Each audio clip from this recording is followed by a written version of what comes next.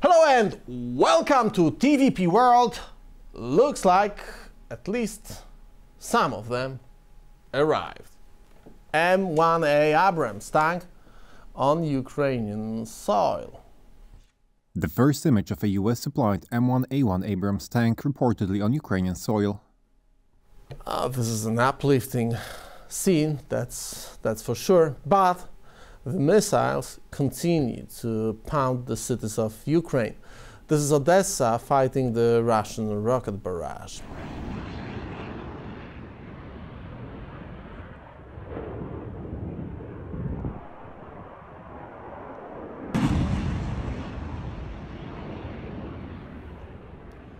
Last week, General Valery Zelenskyy, Ukraine's top commander, stated that the war between Russia and Ukraine is in a stalemate.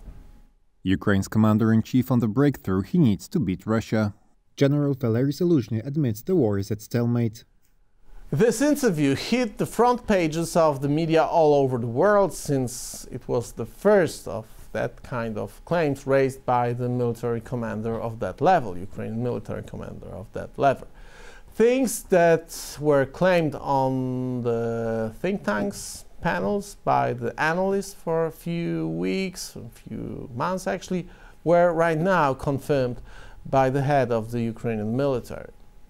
However, Ukrainian President Volodymyr Zelenskyy does not agree with General Valery Zelenskyy. One of your top generals said Ukraine has, quote, reached a stalemate. Has the war reached a stalemate? Christine, you know, on the 24th of February, when Russia invaded our cities, country, our land, our families, and they attacked all of us, the world gave us 3 days. Some European countries who really believed in us, they said 1 month. Others said it will be very quick. And this is really this situation, what they said. But now we speak with you. Now it's almost 2 years. Now initiative in our hands. Yes, a lot of people, of course, in the world are tired. Of course, it's understandable. Somebody tired on the battlefield, somebody tired on their works, and somebody tired abroad. They want to come back home to their husbands, to their soldiers, to these guys, women and children. Somebody tired from European leaders to support Ukraine. Yes, of course, because long war. The problem is that what was expected to be a game-changing offensive, counter-offensive by the Ukrainian military, turned out to be unsuccessful.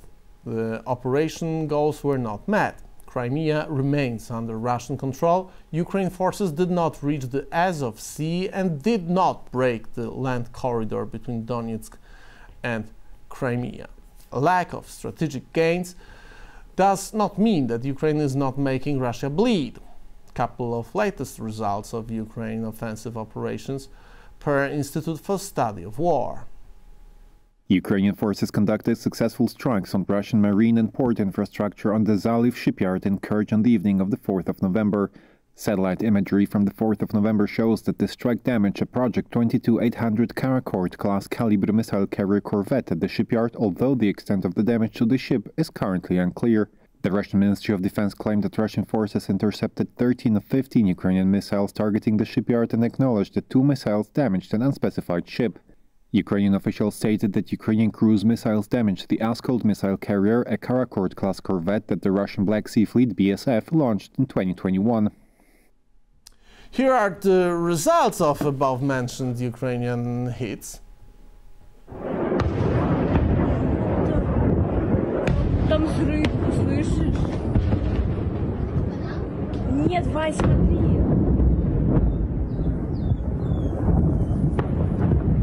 Серьезно взрывают. As we've heard, the Karakord corvette, Russian corvette, was hit in this attack.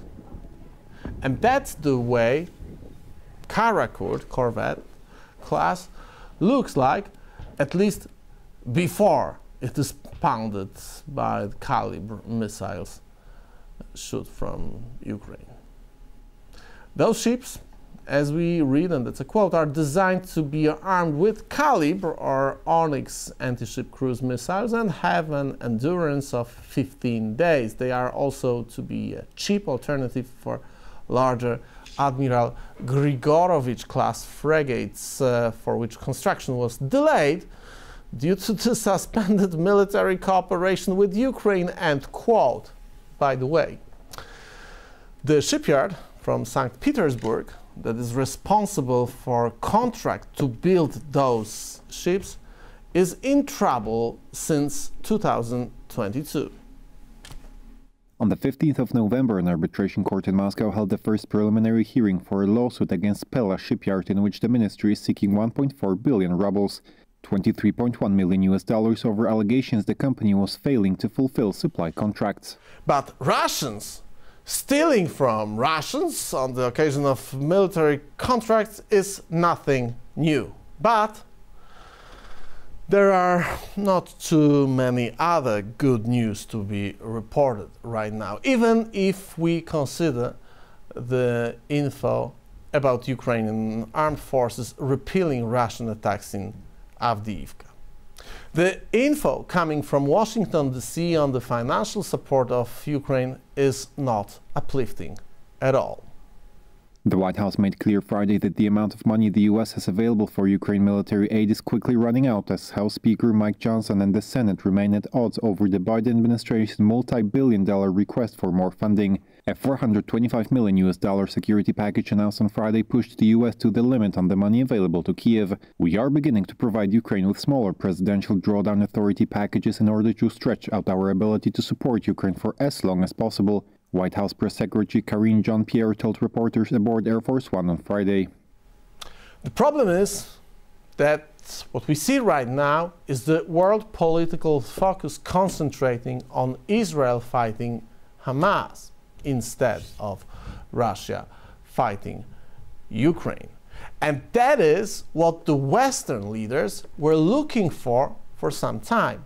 A good excuse to freeze the Russian war in Ukraine and force both sides to sit at the negotiation table.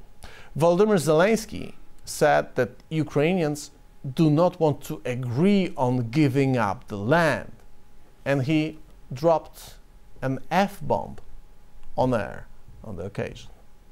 Even feeling strong and have a lot of energy, it doesn't mean that we want to fight all our life, because the price is high, like I said, because the war takes the best of us, the best heroes, the best men, women, children.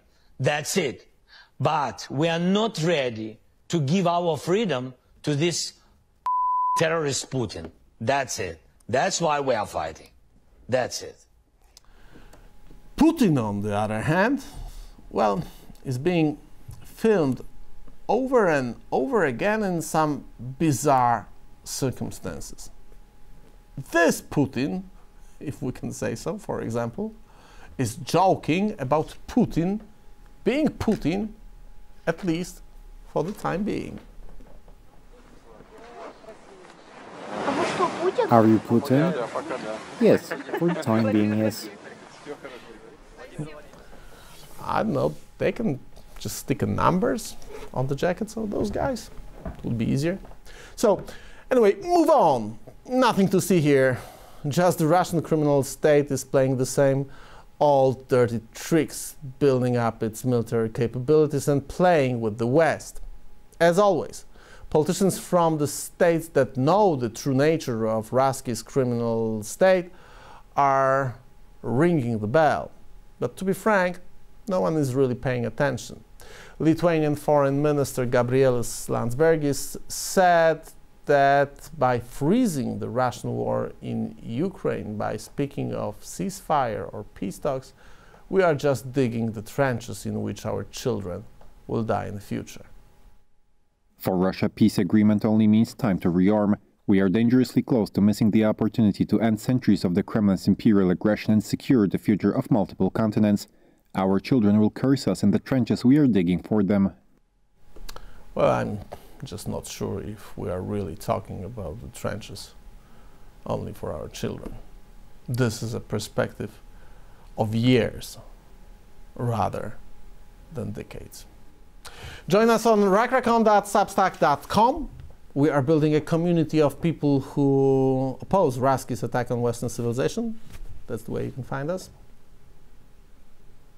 Because that's what we are going to talk about on my show. My name is Michał Rachoń. This is Rakracon. And we roll in.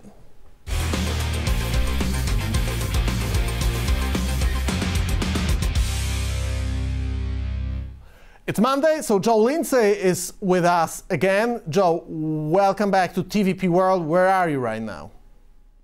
Michał, hello from Kharkiv, just about 30 miles from Russia. A city where missiles can hit at any moment, but it's been pretty calm here. And my feeling as I go around this city is that we are, in a sense, in the second most urgent time since Russia's full-scale invasion, but perhaps the trickiest time, because Ukraine is in a position of strength. As I see here, I mean, every week when I come back to Kharkiv, more shops and restaurants are opening. People have returned. It feels almost like New York City with how crowded these streets are. Life is coming back, and this city was so pounded by the Russians at the beginning of the full-scale invasion. But here I see victory every single day.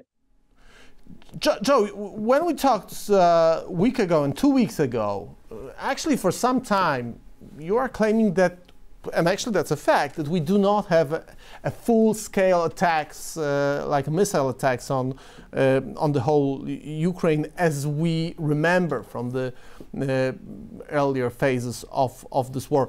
We do, however, have some attacks on the energy infrastructure, and we had an attack on Odessa last 24 hours. Does it change anything in your perception of this lack of massive air and missile attacks? Do you think that those attacks that we hear about change the situation that you told us about lately? Well, I think it's the thing to absolutely we have to focus on and it's hard to focus on something that's not there. But the reality here on the ground is that there has been an absence of major Russian missile strikes throughout Ukraine, and the world is sort of not paying attention to this. But 1 year ago, from early October, over a year ago, every single week the Russians were sending 80 to 100 missiles, including hypersonic, the Kinzhal hypersonic missiles, to Ukraine every week. We don't see any kind of activity like that, and this is not random. There was a turning point, September 22nd, when Ukrainians very decisively hit the Russian Black Sea Naval Fleet headquarters. They hit the headquarters itself. They hit Russian ships. They have, with that and subsequent attacks, including additional attacks near the Kerch Bridge over the weekend, Ukrainians have got the Russian Navy in the Black Sea on the run. And those ships in the Black Sea that was the source of many of those missiles that hit Ukraine in the preceding year. And so something has changed. And this is, had Hamas not invaded Israel, the headlines would have to be Ukraine is in some new position of strength. And that's why I say this is the second most urgent time, but perhaps the trickiest time. It's urgent because Ukraine has a window now. If Ukraine were to get more ATACMS, more long-range missiles, Russia is in a weak point. The fact they had to move their Black Sea fleet, this is the time to get Ukraine everything they need to pound Russia and to turn this around. And that's why the most urgent time was the first few weeks of the full-scale invasion, which Ukraine very easily could have fallen. But now it's urgent because there's the opportunity for Ukraine to turn things around. And this is why it's the trickiest time. Yeah, but the first few months. I even don't know where to start, because having said what you just said, we read the interviews of Zelenskyy, who says that actually the war is in stalemate. We have a statement from the White House that probably the amount, the cash flow of financial support for Ukraine is not going to be that big as it was in the past. We do have statements and bizarre, in a way, interviews of President Zelenskyy, who says that Ukrainians do not want to give up land. But in a way, it looks like he's sending a message that he's being forced to acknowledge that this is what's going to happen. Well, for example, in that Meet the Press interview yesterday, you could see, President Zelenskyy, the way he was talking is the way many people speak when they're tired and frustrated. And he even swore, words that I can't repeat here, but he said that, swore about the Russian invaders, and to express here's a head of state swearing on Meet the Press on NBC, on American TV, to show his real frustration. The first thing to consider, though, every Ukrainian I know from east to west, very different, mentality in the west versus the east. There was not great love for these interviews. Zelensky's interview with Time Magazine, his interview with Meet the Press. The Ukrainians respect the most the soldiers at the front lines. They respect General Zelenskyy, the commander-in-chief, and they respect the civil society leaders. They're always skeptical of politicians, and I see that skepticism even of President Zelenskyy and the administration. I would say, the one thing that every Ukrainian I spoke with in the past few days, they want the world to know Ukraine is not one person. Ukraine is not President Zelenskyy. This is not Russia. This is not, a tyranny. Ukraine is the people. It's the people who insist on their freedom. But sorry to interrupt you, but when I saw the interview, the Zelenskyy interview, this F-bomb that he dropped on air, I was actually thinking about what you just said and what you are constantly saying, because in a way the things that Zelenskyy referred to were the views of the regular Ukrainians who do not want to agree to give up their land. The problem is that they may be forced to. Well, but here, the idea of giving up the land, it's not just about that. It's about, anyone who lives on Russian occupied soil is living in a hell, in a tyranny. We see this. I have friends who have grandparents and family in Mariupol. They're living in absolute hell. You can't leave people behind. So that's the first thing. It's not about land. It's about freedom and people. But I think if we look at this, there's a strange parallel happening right now. We hear so often the past couple of days, right as Israel is, making progress against Hamas and circling Gaza City, then we start to hear calls for ceasefire. The chorus is getting louder and louder. And it's the same. Right now, when the headlines should have been saying for the past 2 months, wow, Ukraine has got the Russian Navy on the run. Ukraine is in a strong spot. Where are these Russian major missile attacks? Lately, Russia has only been able to do what you could call terroristic attacks on Kharkiv last week, on Odessa over the weekend, places close to the front, but they've not launched major attacks deep within Ukraine. And this should be the headline. So right at this moment, when Israel is in a strong point, trying to demolish Hamas, and Ukraine is in a strong point, and has been able to hit far away Russian military bases, why at that point do we start to see, for example, there was the NBC story from a few days ago saying that some American officials are quietly talking with Ukrainian officials about ceasefire. Why? Why were they not talking about ceasefire 1 year ago when we were getting 100 missiles every Monday here in Ukraine? Isn't that the time when you want to, maybe you better, Russia is pretty scary then. No one was talking about ceasefire then. Only when the underdog gets to the point of strength do we start to hear people clamoring for ceasefire. So what's the reason? And this is very curious. What's the reason? Because I agree it's curious. We just showed in our opening monologue the things that are distributed through the social media networks, the Abrams tanks, or actually Abrams tank, that one that is reported, that is actually over there in Ukraine. It's a one tank as those that we know about, so we may assume that there are more probably. But on the other hand, when we think about this ground offensive, we do not see any results, which is the reason why I assume Zelenskyy says what he said in his interview for The Economist.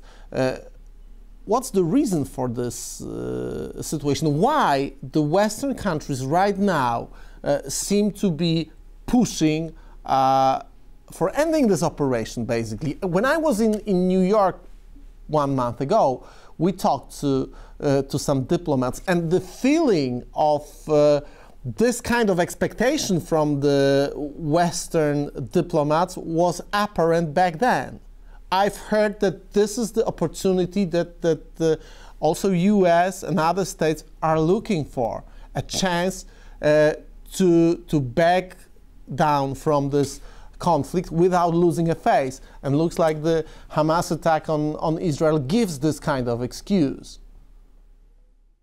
Yeah, and look, I mean, Hamas, Iran, and Moscow are definitely aligned, and so we should question the timing of this. But I think the first thing we have to, like, so many Americans now are sort of waking up to, oh, we were lied to about Iraq and Afghanistan on the left and the right. And, Americans love a good conspiracy theory, but I think we still are being manipulated. We need really to step back and ask some questions. Like, just because Washington has been sending some weapons to Ukraine doesn't mean that they really wanted Ukrainian victory. I mean, the main reason why in those early weeks and months of Russia's full-scale invasion that the West started to act was because the politicians had no choice, because people saw the horrible images of what Russia was doing, just as we saw the horrible images of what Hamas was doing. And the people said, around the world, in America and Europe, said this is unacceptable. And the politicians reacted. But the politicians were not the ones with courage who said we have to defeat this evil. They did it because it was in their interest at the time. And so by the same token that Ukraine is not simply President Zelenskyy, America is not Joe Biden or the politicians. The people wanted to help. But then we have to analyze, are the politicians actually helping, or are they pretending to help, which is usually what they try to do. They pretend to help so they don't have to make courageous decisions. And, how often do we hear the words victory come from the White House or from Republicans as well in Washington about Ukraine? They say this vague idea of support because they don't want to have to get into the messiness of what it means to actually have victory. And I think a lot of them are afraid. Last time we've heard it was 1 year ago, and it was actually not a... Yeah. And Mia, I mean, man, as I walk these streets of Kharkiv, I see victory. There's no other word for it. The city, I was here in January, February, March, when it was bombed every other night. And at nighttime, when the sun goes down at about 4 o'clock, the streets were totally dark, and the city was a ghost town. It's back to life. There's even the problem is, and I'm sure that you understand this problem very well. The problem is that I think that most of the people in the West also understand it. We've heard, and we quoted what Gabrielius Landsbergis, the Minister of Foreign Affairs of Lithuania, said, that by speaking of a kind of ceasefire or peace talks with Russia, we are basically digging the trenches in which our children are going to die. I just said it. I'm not sure if we are really talking about the children, because Russia needs 2, 3, maybe 5 years to regroup and attack again. And even if Kharkiv right now, and you being there, have a feeling of victory, and it is a victory because the Russians were kicked back from the vast territories of Ukraine, from Kiev, from Kharkiv, from Kherson, from other cities, they are going to be back if Russia is not going to be defeated. That's obvious for everyone who is watching, and I'm sure it's obvious also for the people in the Western capitals right now. Well, Russia wins now by waiting, by letting Ukraine bleed out. Russia has many more people. They don't value life in the same way. They win by waiting. And so now they see no incentive to have major attacks for 2 reasons. Probably they need time to resupply. Again, we can't miss the fact Ukraine caused significant damage to Russia's ability to attack Ukraine because of the Storm Shadow missiles from the UK and because of the ATACMS, the very few ATACMS sent by the US.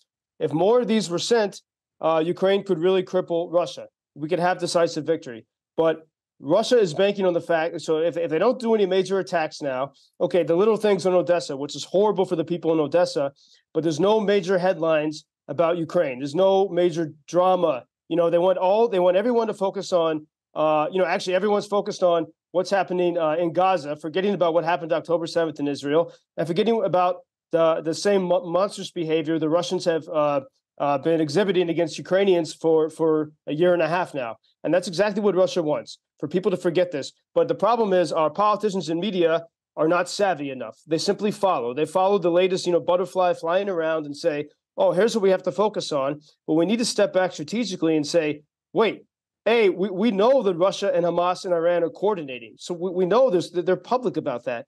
So why are they coordinating? And is this all part of a tactics? When Russia now is militarily weaker, well, they have to resort to propaganda. And we see it working perfectly. I mean, even in that NBC story where it said, according to anonymous American officials saying that they're urging Ukraine to consider negotiating, part of the reason is because the American officials said Ukraine is losing public support because of Israel. Yeah, no wonder. This is exactly how it seems to be designed.